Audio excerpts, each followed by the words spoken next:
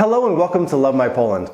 You know, today I've got a special episode for you. I want to share with you today 10 words and expressions that really gave me fits over my first years living in Poland.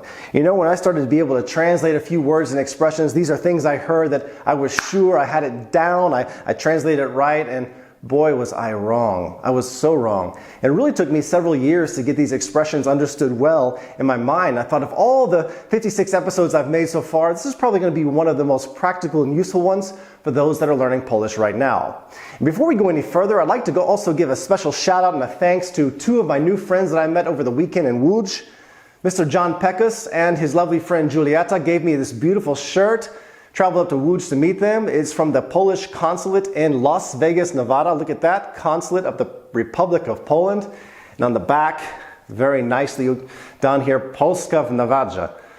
Did not know that there was a consulate in Las Vegas, but I cannot wait to go there and meet that. So thank you, John and Julieta, for the lovely gift. I love this t-shirt. Thank you very much. The 10 words are coming up right after this.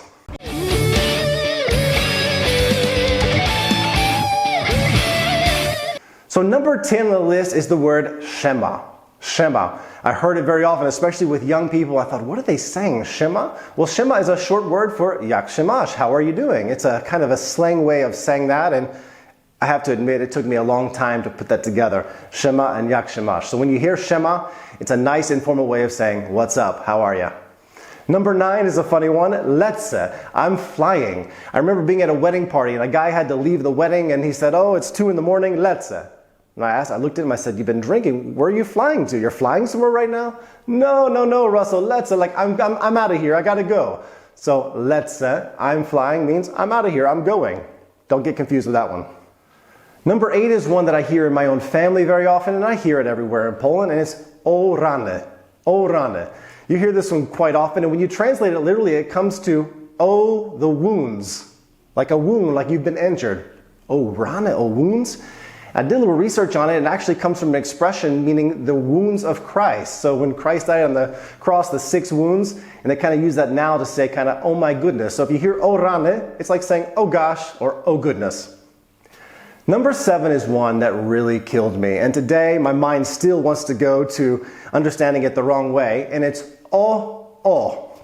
When you hear a Polish person say o, it doesn't mean, oh, like you would hear in English, like I have an idea or something's coming. A great example, I was helping a friend organize a birthday party. And I had the balloons, my task was to hang the balloons on the wall. And I had it just in the right spot, and my friend said, oh. And so I took the balloons off the wall, and I looked at her, what? No, what are you doing? Why'd you take the balloons off the wall? You said, oh, I thought you had a completely different idea. No, in Polish, when someone says, oh, it means that's right. Put it right there, leave it just where it is.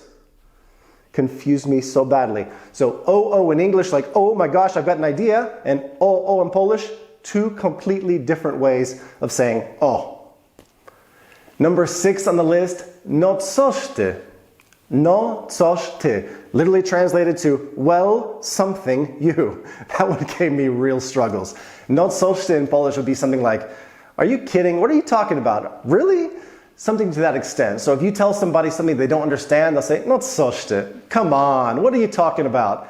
That's what they really mean. So don't try to overthink that one too much. No coś ty. Come on.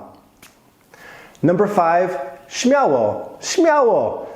I'll never forget this one. It was years ago. I was in Polsk meeting a friend, and I was trying to back out his large SUV from this narrow driveway. And I was going back, and he said, śmiało. Now, I know the word śmiały, which means bold or be brave. But śmiało? Boldly? Bravely? What are you talking about? So I stopped the car. He said, keep going. Śmiało. Had no idea he meant just go. Be bold, be brave, just go. So if you hear śmiało, it means go ahead, keep going. Number 4 on the list, I fru. This one's impossible to translate, but it would be like in English saying vroom or froom. A good example, my son was on a go-kart in Bełchatów not long ago, and my wife was talking to my sister-in-law and explaining that Jordan got on that go-kart, and just like that, I fru, he was gone. Round the track he went, top speed, so you'll hear that a lot. I fru means vroom or froom. Number 3, nie ma mowy. Nie ma mowy is kind of the Polish way of saying there's no way. It really literally translates to there's no talk of it. No way it's going to happen. You know, I overkill the Beach Boys. I love Jan and Dean, the Beach Boys, and music from the 60s, and I just kill it and I say, hey, let's play the Beach Boys on our way to the mountains or something. And my wife looks at me, nie ma mowy. There's no way. Forget about it. It's not happening. So nie ma mowy means no way. Number 2 on the list is one that also gave me a bit of a headache back in the day when someone first said to me, szerokie drogi, szerokie drogi. My mind quickly translated that, okay, widely, roads, widely. They're wishing me wide roads, that I would have a wider perspective. What's going on here? Couldn't figure it out. Szerokie drogi is simply the Polish way of saying, have a nice trip, have a safe trip, good travels. But the translation, give you fits. Szerokie drogi. Number 1 on the list, my favorite one is ole to, which literally translates to oil it. Ole to in Polish means forget about it, to hell with it, don't worry about it. I'll never forget, I went to the driver's license office with a friend, and this driver's license person was so terrible, so horrible. They were rude. One of the rudest encounters I've had in the country. My friend looked at me after we walked out and said, Russ, ole to, don't worry about it. They're probably unhappy in their job, never mind. So ole to, oil it, forget about it, to hell with it, a great expression. So thank you for watching today. I hope someone out there finds this useful and informative. It took me years to really understand these 10, and I'm a pretty intelligent guy, but again, you kind of have to learn. My advice is with Polish, learn the expression for what it is, don't overthink it, just say, okay, this means this, and just leave it. I tried to overanalyze it, and I got myself into a lot of sticky situations and a lot of misunderstandings over the years. So thank you for watching. If you have not subscribed, go ahead and click the button right here in my bookcase to become a subscriber, because I have a lot more good stuff on the way. I wish you a pleasant day as always. Thank you again.